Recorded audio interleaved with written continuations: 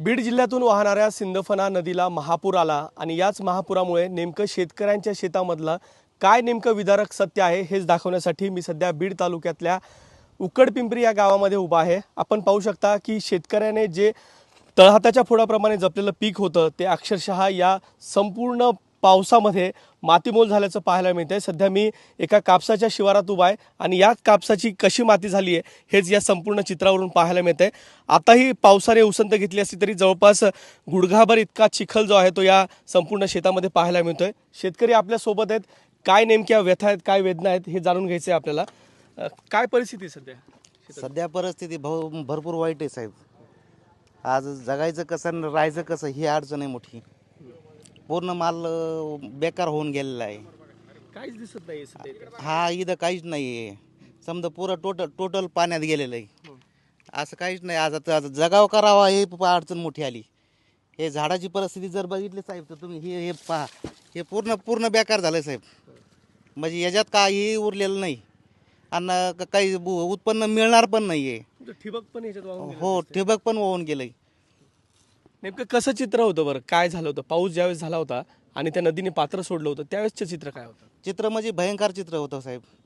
फक्त आम्हाला जीव वाचवण्याचा प्रयत्न पडला होता। फक्त आम्ही जीव वाचवण्यासाठी बाहेर पळून गेलो, घरदार सोडून।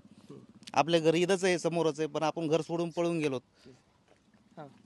कारण की फक्त जीव वाचवण्यासाठी बाहेर गेलो। फक्त सर आता सध्या काय परिस्थिती, फक्त शेतीमालाचं भरपूर नुकसान झालंय। यातून जगाव का मराव हे लक्षात येईना। हे बघा, आता जे तुम्ही इथं पीक घेतलं होतं त्यातून नेमकं काय तुमचं सगळं नियोजन होतं, काय करायचं होतं? आम्हाला अपेक्षा होती एकरी किमान 15 क्विंटल आमचं ॲव्हरेज असते कापसाचं। तर एकरी आम्हाला जवळपास आमचं 1,20,000 म्हणजे एकरी नुकसान झालंय।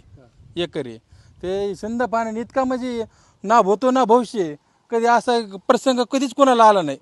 3-4 पिढ्या जरी म्हणत असल्या तर असा प्रसंग कोणाला आला नाही, कारण नदीने डायरेक्ट प्रवाहच बदलला आहे। म्हणजे वडा आहे का शेत आहे, शेतात वडा आहे का वड्यात शेत आहे, हाच म्हणजे हे झालं आहे। हे तुमच्या समोर आहे, हे बघा लाईव्ह हे झालं आहे। आणि पारा आमचे म्हणजे जनावरं तर सोडून द्यायची पाळी आली। गंजी वाहून गेल्यात, घरात पाणी शिरलंय, बाजरी ज्वारी हे जे काय होतं ते पार भिजून गेले, खाण्याचे वांदे झालेत। आणि सरकारने जे काय 10-10 किलो दिले ते त्यात निम्म म्हणजे किडकच आहे ते। पण शिवारात किती नुकसान झालं असं अंदाज? या शिवारात जवळपास माझ्या माहितीनुसार 100 एकरच्या पुढं सिंध पाण्याच्या कडील जेवढी शेती आहेत ना तेवढी शेतीचं हेच प्रस्ताव झाली। आता काय सरकारी पावलं उचललं जातात हे पाहणं निश्चित महत्त्वाचं असेल। कॅमेरामन प्रमोद जोशीसह विकास माने, एबीपी माझा, बीड। एबीपी माझा, उघडा डोळे बघा नीट।